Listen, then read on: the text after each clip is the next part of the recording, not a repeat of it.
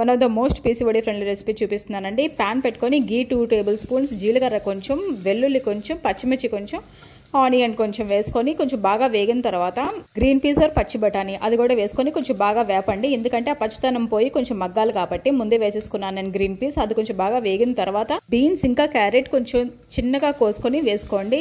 ఎంత చిన్నగా కోసుకుంటే అంత బాగుంటుంది, బాగా వేగుతాయి కాబట్టి.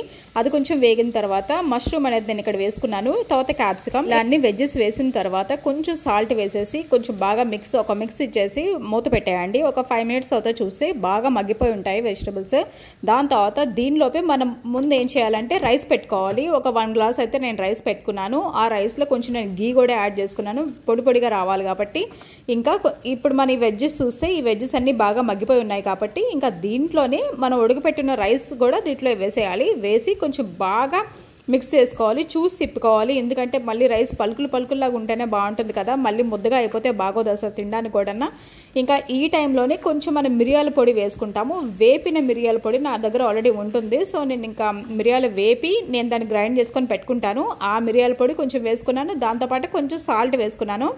చూసి వేసుకోవాలి. ఓన్లీ ఇప్పుడు రైస్ కోసమనే సాల్ట్ వేసుకోవాలి. ఎందుకంటే మనం వెజ్జెస్కి ఆల్రెడీ ముందు సాల్ట్ వేసేసాం కాబట్టి కొంచెం అయితే ఇప్పుడు సరిపోతుంది. మిరియాల పొడి, సాల్ట్, ఇంకా కొంచెం కొత్తిమీర వేసుకొని కలుపుకుంటే అయిపోయినట్టే అండి. ఇక్కడ మనం పీసీఓడి ఫ్రెండ్లీ అని ఎందుకన్నామంటే ఇక్కడ మనం మసాలాస్ ఏమీ యూజ్ చేయలేదు కదా, యూజ్ చేసినవన్నీ వెజిటబుల్సే కాబట్టి అది హెల్త్కి చాలా మంచిది.